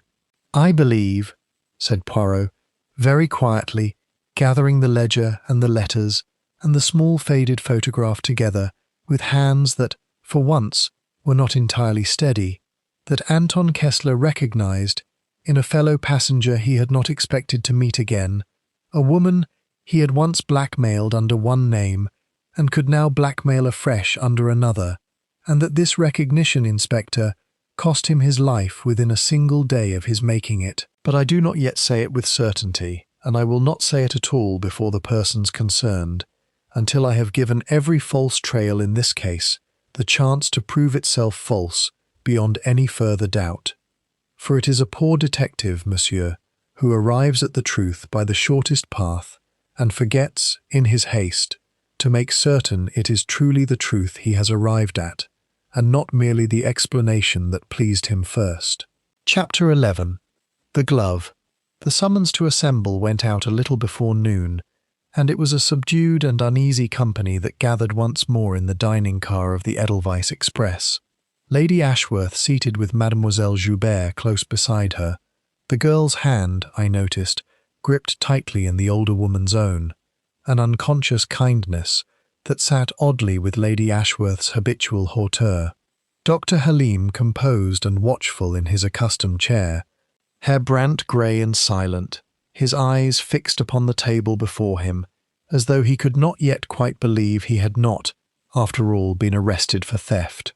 Felix Draycott, pale and rigid, seated some distance from the others, and Madame Carlotta Raine, entering last, as she had entered last into nearly every room throughout this strange snowbound interval, composed, gloved, and utterly, perfectly still.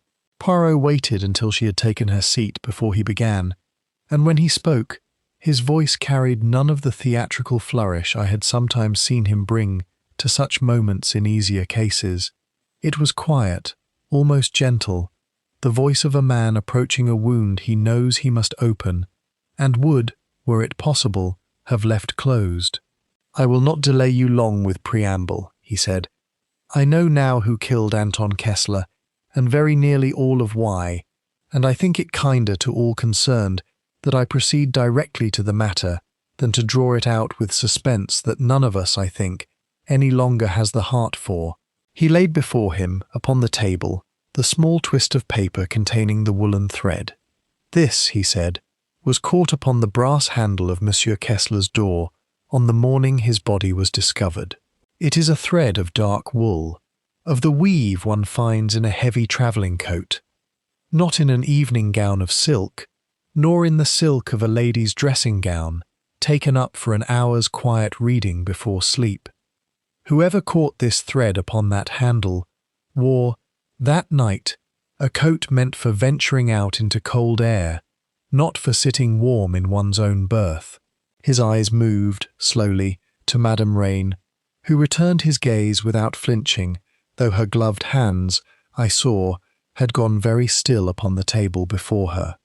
"Madame," he said, "you told me yesterday that you retired at 11:30 in a dressing gown and slept undisturbed until morning, hearing nothing of the train's halting. I did not believe you then, and I do not believe you now, and I will tell you why.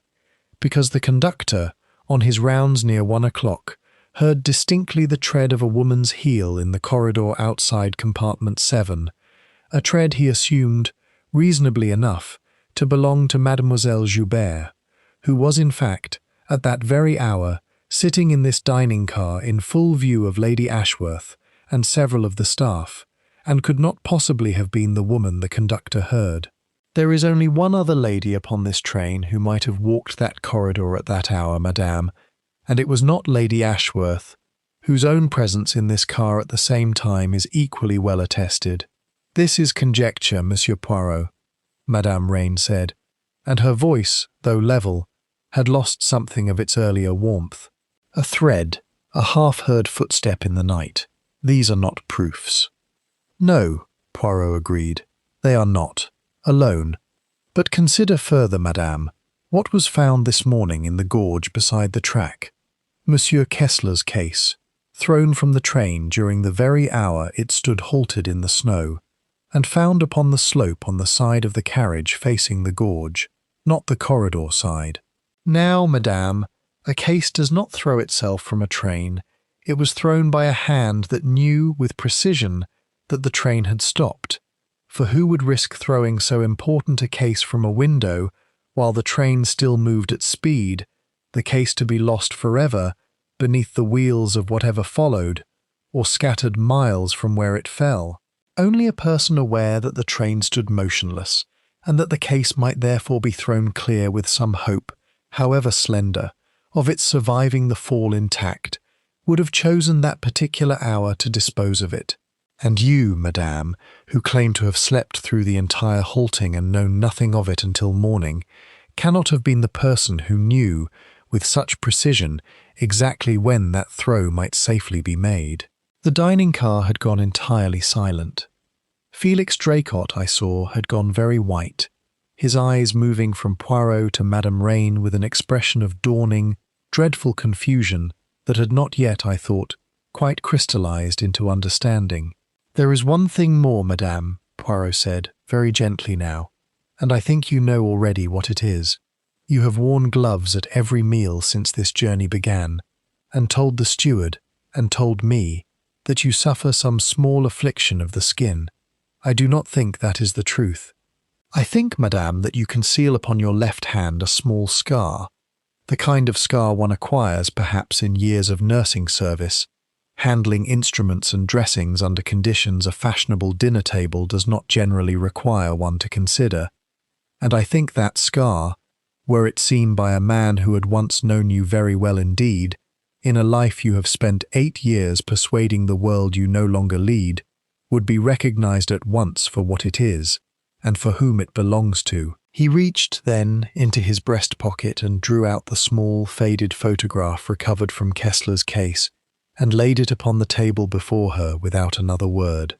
It was Felix Draycott who broke the silence that followed, not Madame Rain, who sat looking down at the photograph of her own younger self, with an expression I can describe only as the stillness of a woman who has, after 8 years, run entirely out of road to run upon.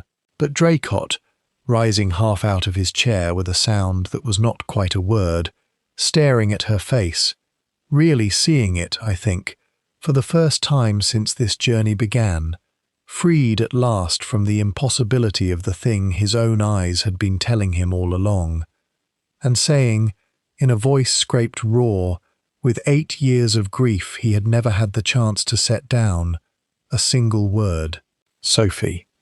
Chapter 12. Poirot assembles the carriage. For a long moment, no one in the dining car moved or spoke. Lady Ashworth's hand had gone still upon Mademoiselle Joubert's.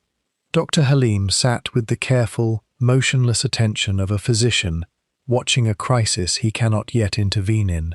And Herr Brandt, whose own confession of theft had occupied the whole of his terror until this moment, stared at Madame Rain with the dawning, almost comical bewilderment of a man who has just discovered that his own troubles were never the largest in the room. It was the woman herself who spoke first, and when she did, the voice that came from her was no longer the cool, composed voice of Madame Carlotta Rain, but something rawer, older, marked with the particular exhaustion of a person who has carried a weight so long that its setting down, however terrible, comes also as a kind of relief. "Felix," she said, and her gloved hands, for the first time since the journey began, trembled visibly upon the table. "Felix, I did not know. I want you to believe that, whatever else you believe of me now, I did not know you were aboard this train until I saw you at dinner the first evening, and even then I told myself it could not be you, that I was imagining a resemblance out of guilt, the way one imagines faces in clouds. I have spent 8 years making certain no one who knew me would ever look at me and see anything but a stranger. I did not think, I could not have imagined, that the one face I most dreaded seeing would be sitting 3 tables away from me on a train I had no reason to expect you upon at all. You let me believe you were dead." Draycott's voice had none of his sister's control. It cracked, openly, on the last word. 8 years, Sophie. 8 years I mourned you. 8 years I paid that man to protect a memory of you that was never even true, because you were never dead at all. I had to be dead, Felix." She said it simply, without excuse, as though stating a fact too large and too old to be argued with any longer. "You do not know. You cannot know. You were spared the worst of it by our parents' kindness in shielding you. What my marriage had become, or what I had done, in my desperation to be free of it, that the law would not have looked kindly upon had it ever come to trial. I will not set the particulars before strangers." And here her eyes moved briefly around the silent dining car. "But I will tell you that the woman who walked into the sea that night did not drown, Felix. She swam, in the dark, in water cold enough that I have never since been entirely warm, to a fishing boat I had arranged in advance, and from there to a new name and a new country, and a life I have spent 8 years building stone by careful stone into something that almost let me forget what I had been before." "And Kessler," it was Poirot who asked it, gently, into the silence that followed. "How did he come to know the truth, madame, when your own brother did not?" She turned to him with something that was almost gratitude, the gratitude perhaps of a woman glad to be asked a question she could answer factually, rather than one that asked her to account for the whole ruin of her own life in a single breath. "My husband's collection," she said. "Before everything, before the marriage soured entirely, before I understood what manner of man I had bound myself to, there were paintings, Monsieur Poirot. Several of them passed through Kessler's hands for appraisal, and I had occasion, more than once, to sit in rooms while my husband and Kessler discussed their authenticity, their value, their provenance. I do not think Kessler ever looked at me twice in those years. I was merely the wife, decorative and silent, while the men talked business. But he remembered my face, it would seem, far better than I remembered his, for I confess I did not recognize him at all when first we were introduced aboard this train, not until the second evening, when he found occasion to speak to me alone in the corridor, and addressed me, very quietly, by a name I had not heard spoken aloud in 8 years. "He recognized you," Poirot said, "and saw at once, I think, an opportunity too rich to pass by. A woman whose entire new existence depended upon a secret he now possessed, and who could therefore be made to pay for its keeping, just as your brother had paid, all these years, without either of you ever knowing the other was equally entangled in the same man's web." "He told me, that second evening, exactly what he intended," Madame Rain said, and now her voice had gone very quiet, very flat, the voice of a woman reciting the worst night of her life, because there was, at last, no further use in withholding it. He did not threaten loudly. He was never a loud man, whatever else he was.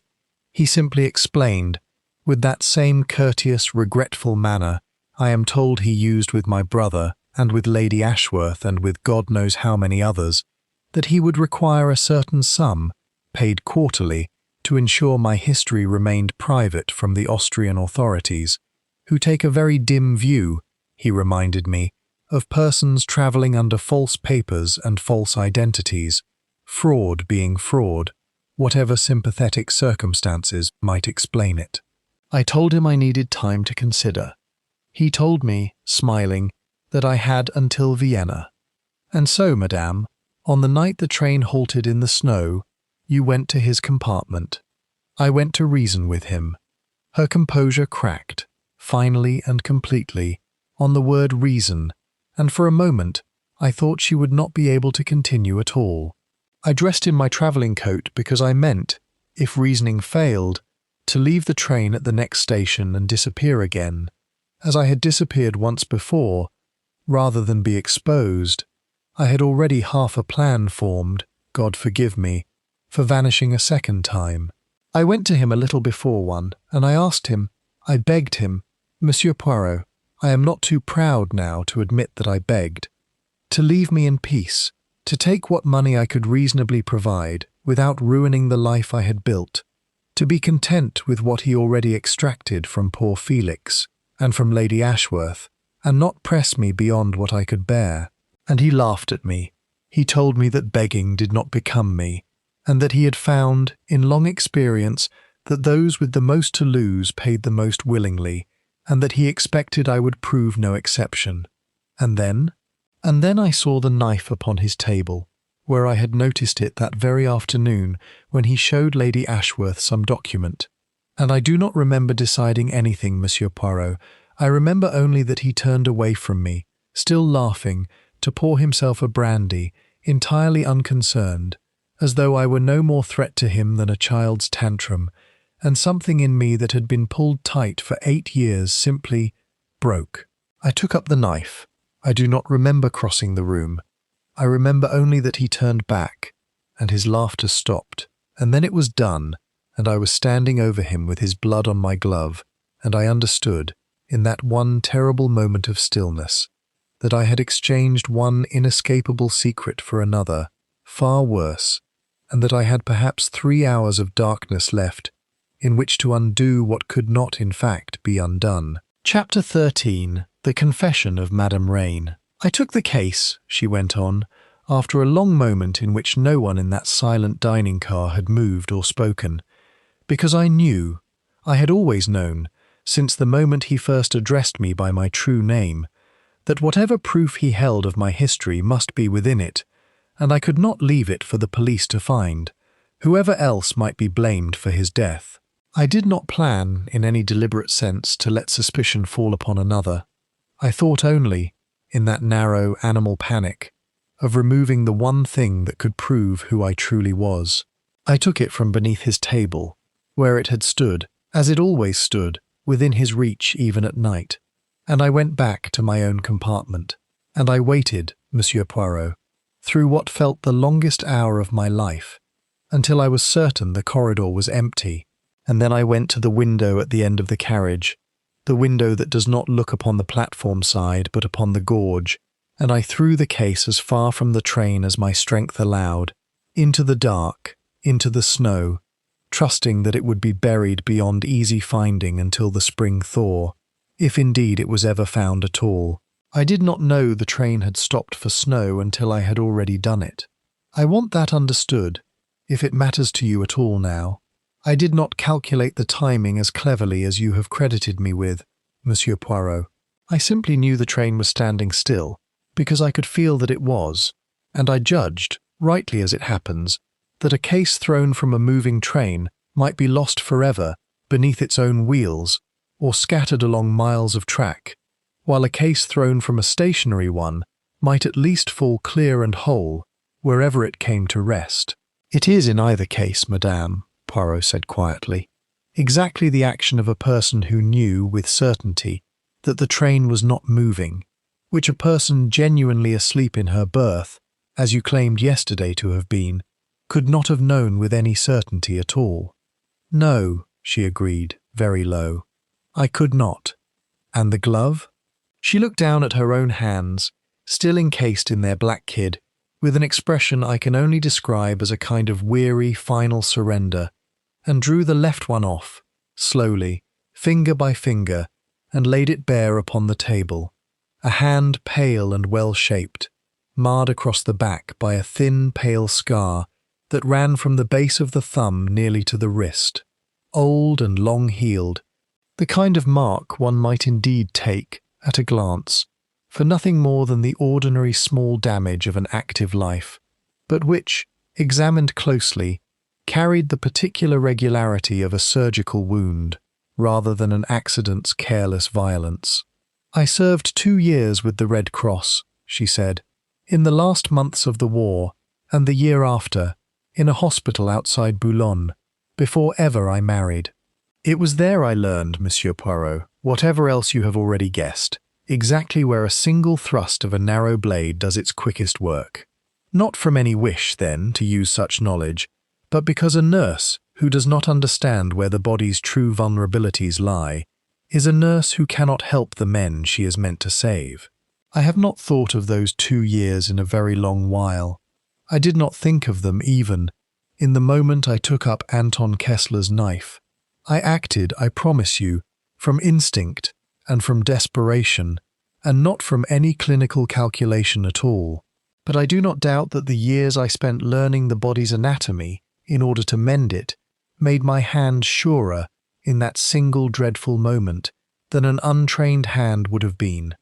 This scar, and she touched it lightly with one finger of her bare right hand, is from an accident with a surgical instrument in my second month of service, 18 years old and clumsy with fright at my first amputation. I have worn gloves to hide it ever since I built my new life.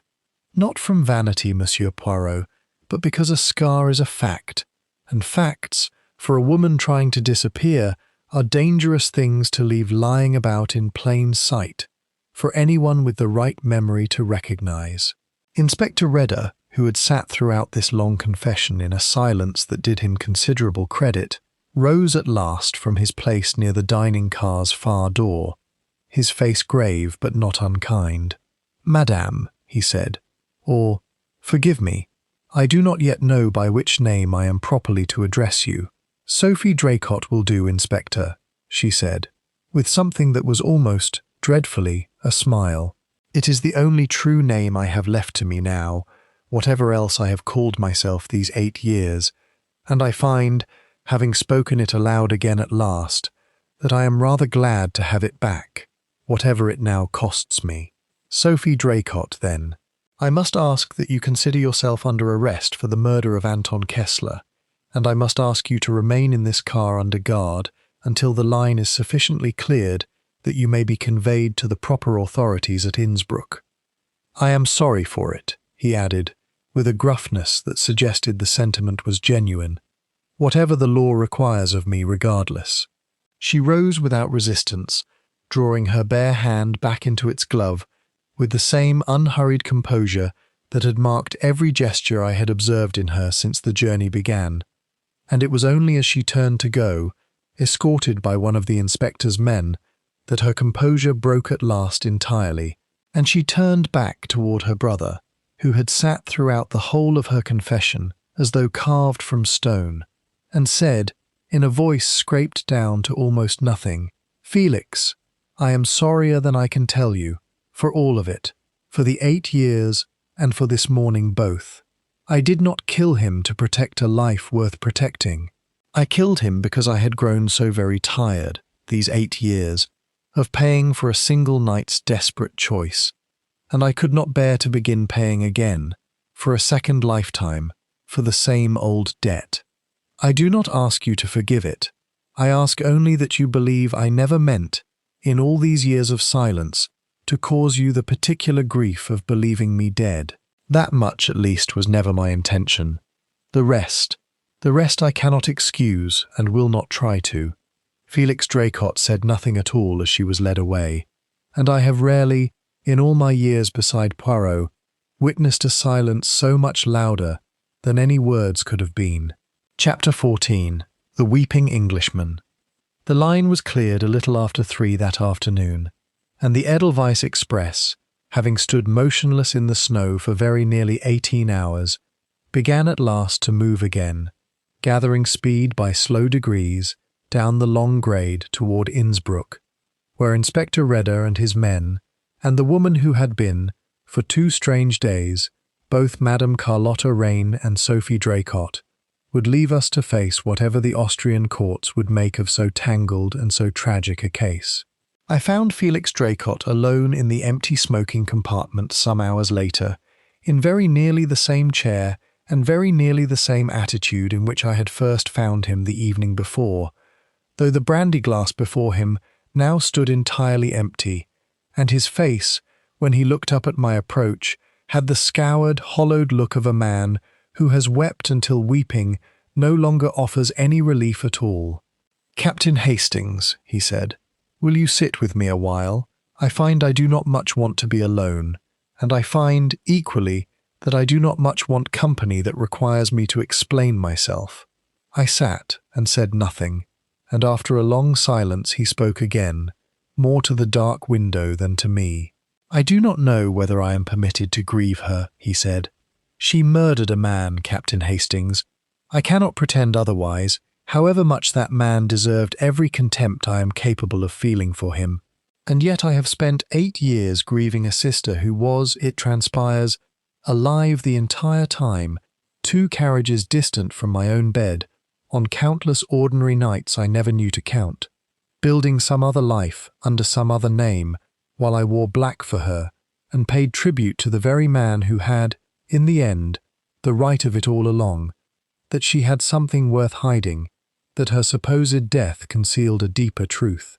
I do not know what I am meant to feel, sitting here. I find I feel everything at once, and none of it usefully. I think, I said, with more honesty than tact, that grief does not generally wait upon permission, Mr. Draycott. You may grieve her as a sister you lost twice over, the first time falsely and the second time truly, and I do not think anyone with a heart in his chest would call that an unreasonable thing to feel. He was quiet a long while after that, and when he spoke again, his voice had steadied somewhat, though it remained very low. Monsieur Poirot found her through a thread of wool and a footstep in a corridor, and a scar she had hidden for 8 years. I have lived beside the truth of her, beside the very fact of her continued existence, without once suspecting it, for 2 whole days, sharing a dining car, sharing glances across a table, and I never once let myself believe what some buried part of me must, I think, have already half known, the moment I first saw her face. What manner of brother does that make me, Captain Hastings, that I could look at my own sister and see only a stranger I found unaccountably troubling? The manner of brother, I said, who believed, with every reasonable cause the world had given him, that his sister was dead, and who therefore did not permit himself the luxury of seeing what his eyes were, in fact showing him. I do not think that is a failing, Mr. Draycott. I think it is only the very great and very ordinary limit of what grief allows a person to perceive.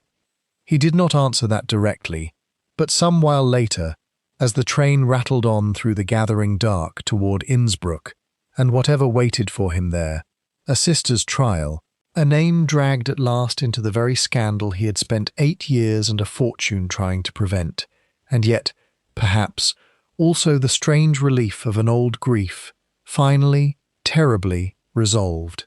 He said, almost to himself, I think I am glad, in some buried part of myself I am ashamed to admit to, that she is not, after all, lying at the bottom of the sea.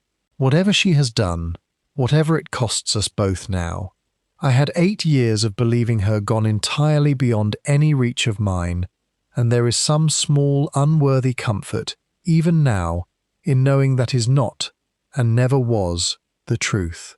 I left him to his silence shortly after, for it seemed to me the kind of silence a man is better left alone with, and went forward to find Poirot, who was standing at the window of our own compartment, watching the dark mountains slide past with an expression of unusual gravity. Chapter 15. The Philosophy of Little Grey Cells. You are troubled, I said, settling myself opposite him, as the lights of some small mountain town swept briefly past the window and were gone. I am always a little troubled, Hastings, when the solving of a murder solves nothing of the sorrow that produced it, Poirot said, without turning from the glass. It is the great difference, I think, between the puzzle and the case. A puzzle, once solved, is finished.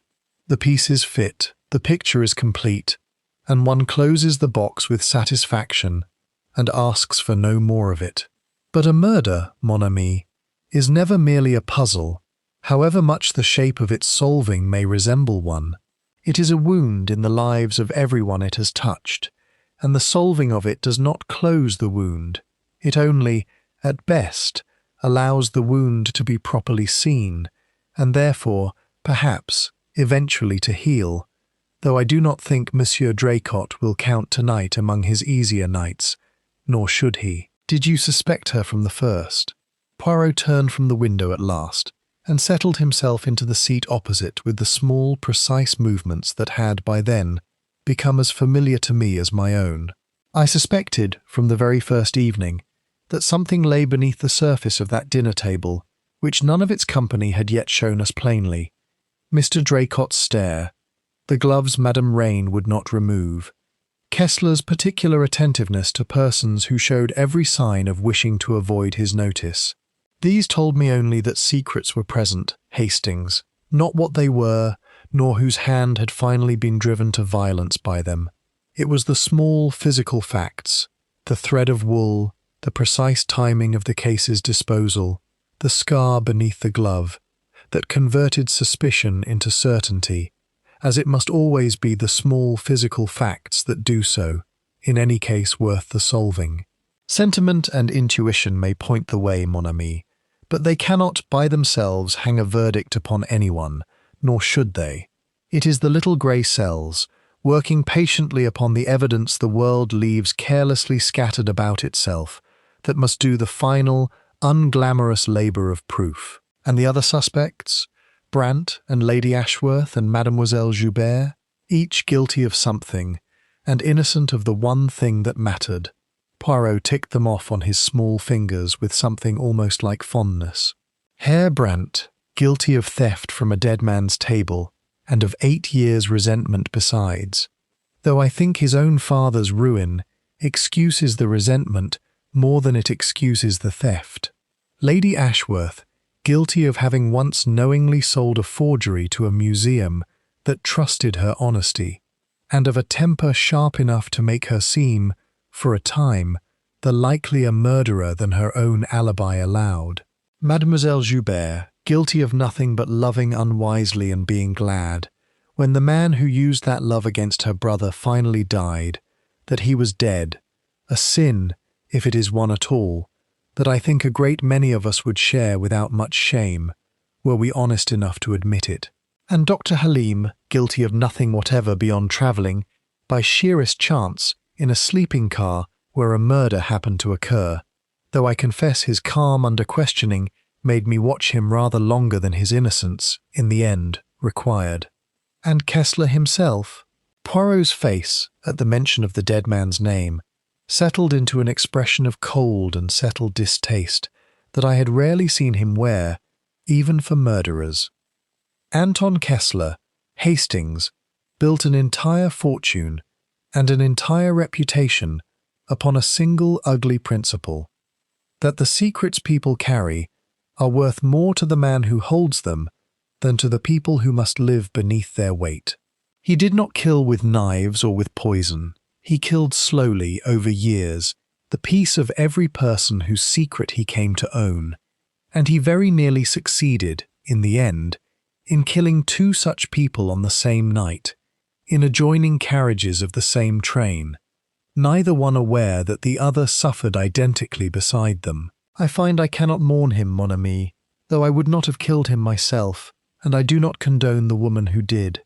There is a difference, you understand, between deserving sympathy and deserving murder, and Anton Kessler, whatever his sins, did not deserve to die for them with a knife in a snowbound train. But I will not pretend, either, that the world is very much poorer for his absence from it. We sat a while longer in companionable silence as the Edelweiss Express ran on through the dark toward Innsbruck, where Inspector Rader's men would take charge at last of the woman who had been, by turns, Sophie Draycott and Madame Carlotta Rain, and where Felix Draycott would step down onto a platform to face whatever remained of his own ruined, complicated grief. And I thought, watching the small lit windows of mountain farmhouses slide past in the blackness beyond our own, of how very little any of those distant, ordinary households could know of the small, terrible drama that had just concluded itself, with such quiet and devastating precision, in the carriage rattling past their darkened fields. "You will write to Vienna, I suppose," I said at last, "and explain to your friend why we shall be arriving rather later and rather more shaken than either of us expected." "I shall write to my friend," Poirot agreed, with the first real ghost of his old good humour returning to his face, "and I shall tell him that I have, after all, found my rest upon this journey rather more eventful than I had planned. But I do not think, Hastings, that I shall tell him I am sorry for it. A man who travels with Hercule Poirot, and here he permitted himself, at last, the smallest and most satisfied of smiles, must resign himself to the strong probability that wherever he goes, the little grey cells will sooner or later find some occupation worthy of them. It is, I am afraid, simply the nature of the world and of the company you have chosen to keep within it. The train ran on, and the mountains gave way by slow degrees to the wider valley beyond, and somewhere ahead of us, though neither of us spoke of it again that night, Vienna waited in the dark with its coffee houses and its pastries and its old indifferent beauty, entirely unaware of the small, sorrowful triumph that was even now steaming steadily toward its gates. The End.